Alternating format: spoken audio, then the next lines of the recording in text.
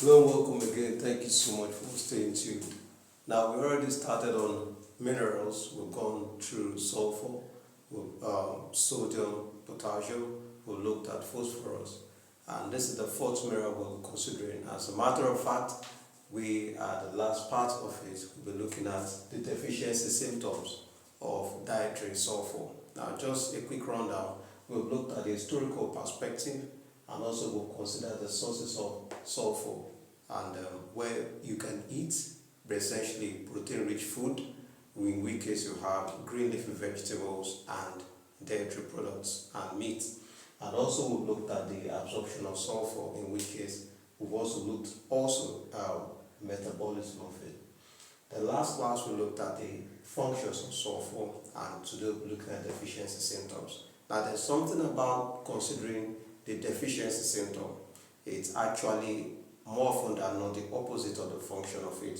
Now if this performs this and if it's not available, what are the consequences or what are the signs and symptoms you see?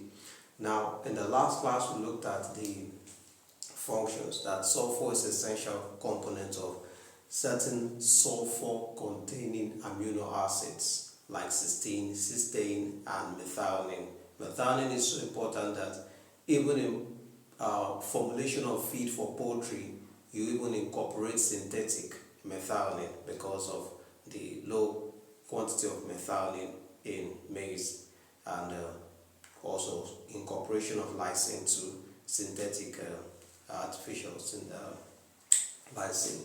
Now we consider the deficiency symptoms. For example, if the previous ones have talked about the names for the deficiency symptom, the deficiency symptom for sulfur is not well described for humans, because deficiency symptom for sulfur in human is very, very rare. So although that in poultry, cattle, sheep and goat is known, but for human not very common. In other words, in human, sulfur deficiency is very rare and it's not well talked about. However, we look at cattle, sheep and goats, we look at hypersulfuration. Now this is usually a case where you don't have, the animal is not getting, cattle, sheep, goat or poultry is not getting enough sulfur in feed, or not actually, the body is not able to absorb sulfur. We looked at absorption already. You're not able to absorb the sulfur in feed, in which case we look at it as malabsorption disorder.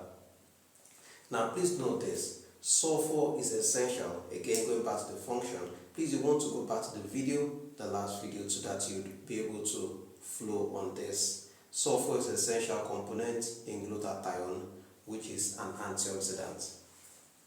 Now sulfur is an essential component in, I've talked about certain amino acids. They call them sulfur containing amino acids, cysteine, and methionine.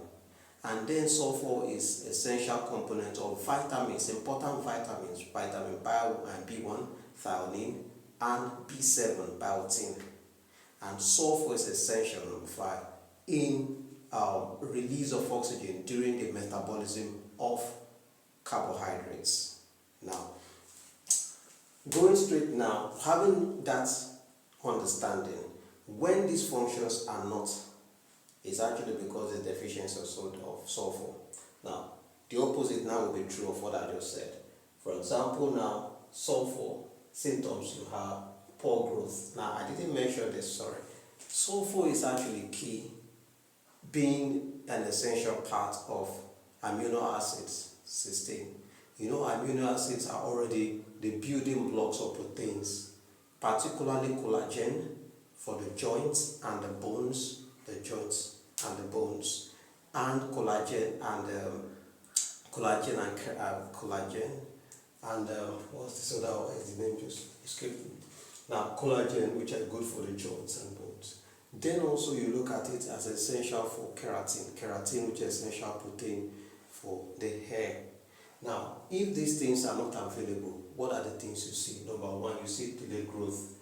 Because it's of its importance in collagen and cartilages, thank you, escaped my mind, cartilages and collagen. This is a connective tissue. This is the upper part, the ending part of the bones that eventually becomes thickened to become the bone itself. So once this sulfur is not available much in feed, in which case for human it's not common, it's actually not going to impair the growth and expansion of the bones, because cartilages are not formed, the connective tissue and the collagen, which is supposed to form the bones, the cartilages are supposed to form the extension of the bone, and collagen, the connective tissues, are impairedly formed, are not formed. So you have poor growth. Growth usually occurs when the bone is elongating, and also other body tissues are also growing in the same way, like the skin is also growing to meet up with the growth of the bones. Now, once sulfur is affected, it also affects the growth. So growth is affected because bones are affected. Now, the delayed healing, injury occurs. You need to, the amino acids need to be formed in correct order, in correct profile, in order to build and heal up this. Now, amino acids are not the only. You also know that vitamin K also plays a part in this. But other amino acids, other protein, blood protein, fibrinogen, prothrombin, and the others are essential. So it's also going to delay healing if there are injuries. That is symptoms, deficiency symptoms of sulfur. Now, another deficiency symptom you will see is weakness of the hair. The hair becomes brittle. Some people's hair break fast, and then their nails break fast. It's also a function. You see dry skin. All these are due to what? Keratin synthesis is actually impaired, where there is no enough sulfur. Sulfur not enough, keratin synthesis is affected. So once keratin synthesis means production. Once keratin synthesis is affected, you see the hair. So you really now begin to understand the reason why you begin to see maybe brittle hair in some animals or perhaps humans. It could also be as a result of sulfur deficiency. Then, now that reminds me, now for some in this part of the world, you may have heard of this ointment or this hair cream that is called Sulphur 8 cream. So that Sulphur 8 cream is actually in allusion to the importance of sulfur in what? Keratin and also the hair. Now, it used to be in the market for during the olden time. It's not very common except to go in the leading cosmetic stores. You'll find them. Sulphur 8 is having sulfur incorporated. Now, even till this time, people can get yellow sulfur and then add it, crush it, add into their ointment, into their petroleum jelly, and then mix together and then rub. It's also help in building the, if you want to do it at home. Then another thing, symptoms of sulfur deficiency is that it also causes, I've talked about this, joint pains and stiffness of the joint. Now, when there's a stiffness, it's actually a deficiency of collagen, because collagen is a connective tissue. And then there's also the synovial fluid that also helps the lubrication of it and helps the joints to move very well. When we talked about growth, we talked about in respect of collagen and this, and also affects here. Collagen is essential for the growing of the bones. If you have this is the bone, the collagen, let's say this is the bone, the collagen forms here. Cartilages, pardon my mixing it up. They are both C.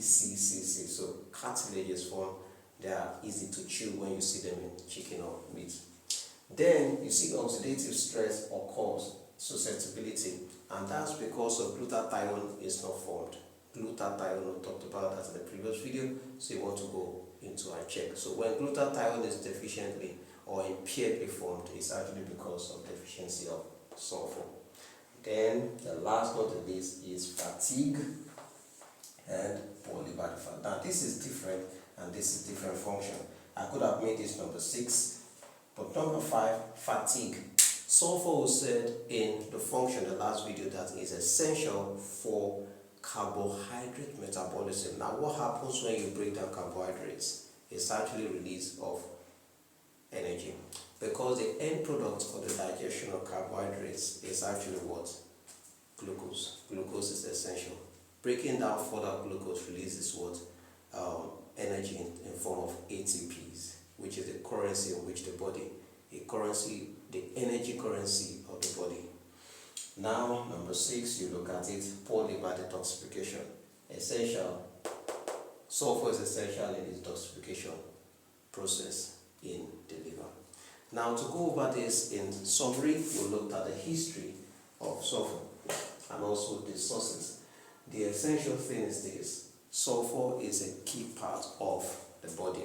Sulfur is available in sources in most green leafy vegetables. You see them. As a matter of fact, put it all in some leafy vegetables are very green leafy vegetables are rich in minerals. They are rich sources of minerals. So you don't want to joke with green leafy vegetables. They are very good source of minerals. You have the minerals, potassium, iron, and the others, including sulfur and the others.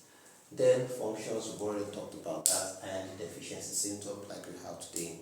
We'll wrap up today we'll wrap up sulfur today. I want you to join me in the next class for the next. You want to know the next mineral we'll be considering is going to be quite interesting. So see you in the next class. Thank you.